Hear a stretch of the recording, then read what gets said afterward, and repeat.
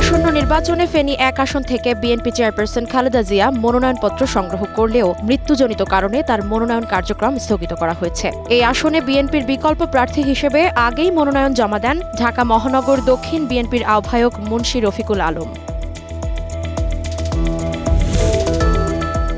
নির্বাচন ও গণভোটে প্রার্থীদের মনোনয়নপত্র যাচাই বাছাইয়ের শেষ দিন আজ। ৩০০ আসনে কতটি মনোনয়নপত্র বৈধ এবং কয়টি বাতিল হয়েছে সে সংক্রান্ত চূড়ান্ত তথ্য প্রকাশ করবে ইসি। আপিল শুনানি ও নিষ্পত্তি হবে ১২ থেকে ১৮ জানুয়ারির মধ্যে। ৯টি জেলার উপর দিয়ে মৃদু শৈত্যপ্রবাহ বয়ে যাচ্ছে। এদিকে আজ রাজধানীতে সর্বনিম্ন তাপমাত্রা রেকর্ড করা হয়েছে ১০.৩ ডিগ্রি সেলসিয়াস, যা চলতি মৌসুমের সর্বনিম্ন।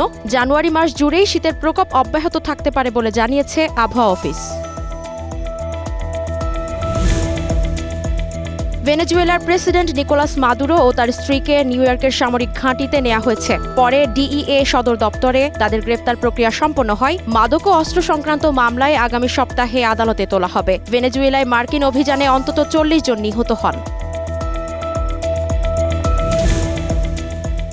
ভেনেজুয়েলার ভাইস প্রেসিডেন্ট ডেলসি রদ্রিগেজ এখন থেকে অন্তর্বর্তী প্রেসিডেন্টের দায়িত্ব পালন করবেন বলে রায় দিয়েছেন দেশটির সুপ্রিম কোর্ট। দেশটির আদালত জানান, প্রশাসনিক কার্যক্রমের ধারাবাহিকতা এবং দেশের সার্বিক নিরাপত্তা নিশ্চিতে রদ্রিগেজকে এই দায়িত্ব দেওয়া হয়েছে।